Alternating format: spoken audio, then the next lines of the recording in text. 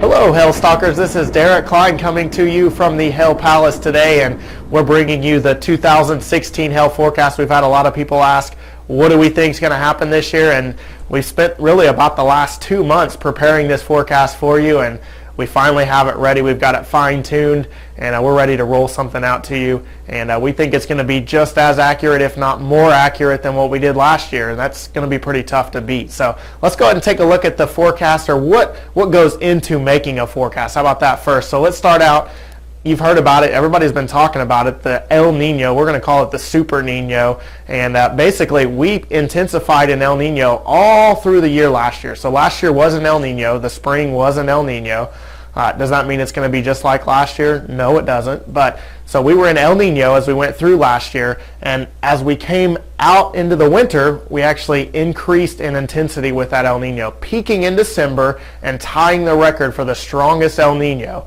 Now that we've moved into January and into February, that El Nino has begun to come down. So that El Nino is going to continue to weaken as we go through the year, and it's going to play a role as we go through the spring months this year. So over the winter, though, El Nino played a huge role, especially in the south. We had a lot of rain, had quite a bit of severe weather too.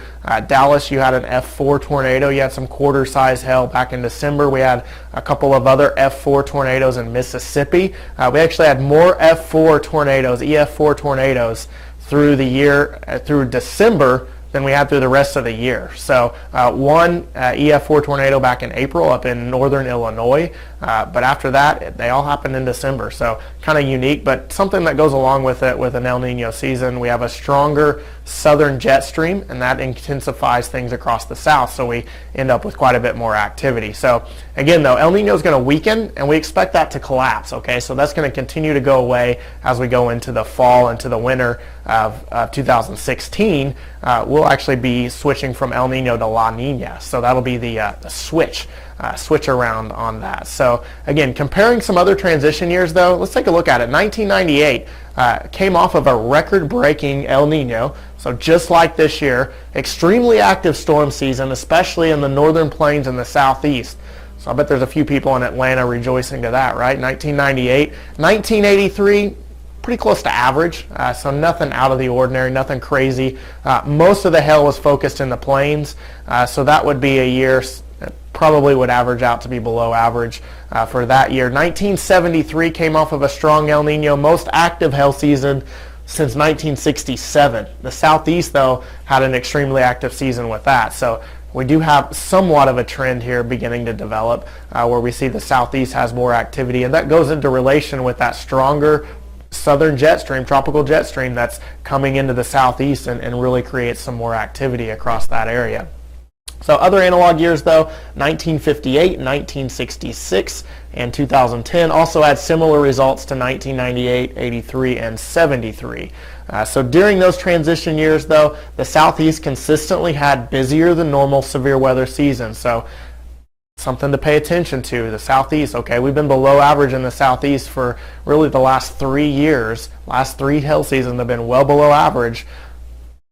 These El Ninos, these type of years, they have a tendency to be above average. So we're going to take a look at that and see what that means for this year. 3 out of the last 5, those strongest analogs, had very active hail seasons, so that's about a 60% chance that we would have an above average hail season. So let's take a look. What is the forecast? What do we think is going to happen for 2016? So 2016, expect to be near average. Okay, so we're going near average for the hail forecast for this year. That is much better than 2014 and 2015. So you guys should be much happier with the activity that we will have for 2016 compared to what we had in 15 and 14. The southeast and the northern plains have the best potential for an active year. So we've taken all this analog data, compiled it together over the last several months. This is what we've come up with, where the southeast and the northern plains show the potential to have the most activity for the year. Now, there is still some uncertainty that says that 2016 could be above average.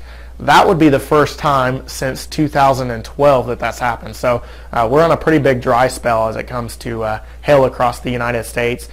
for the last several years, but there are some signs that say there's a chance that we could be above average, and that would be the first time, again, since 2012. So let's take a look at the map here. So what does that mean? Northern Plains, we're talking about up here, we're talking South Dakota, Nebraska, North Dakota, Minnesota, Iowa. You guys have a chance, again, one of the better chances to be above average across the United States. As we drop south into the plains, near average is expected. So not as much activity we're expecting, but average is not bad for the plains, okay? Again, we get a lot of hail in the plains every year, so average is always a good number.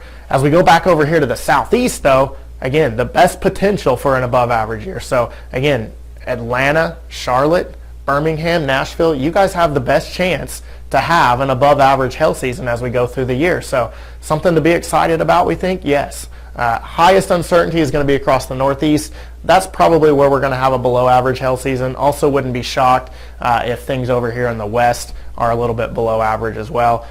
Colorado, you're one of those special cases. You got the Rocky Mountains here.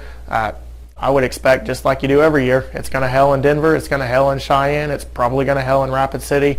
It does it every year. It'll do it again this year. So expect some hail activity as we go get later into spring, June, in that time frame across that part of the country. So let's take a look at it here. What does it look like for below average hail season for this year, okay? So again, 20% chance that we're going to be below average, 50% chance that we're going to be average, and about a 30% chance that we go to above average hail season. So that's the odds of being average, above average, or below average. So I'll take those odds, 80% chance that we're going to be average to above average. I'll take those and run with them, especially after the last couple of hail seasons that we've had. So anyway, that's our hail forecast for this year. As always, if you have any questions for us, we'd love to chat with you. Give us a shout, info@hailtrace.com, or give us a call, 855-334-4245. Again, any questions that you might have about your local region, anything like that, just give us a call. We'd love to chat with you, talk a little bit more about hail. It's what we do, it's what we love. And we hope you have a great day, and thanks for watching.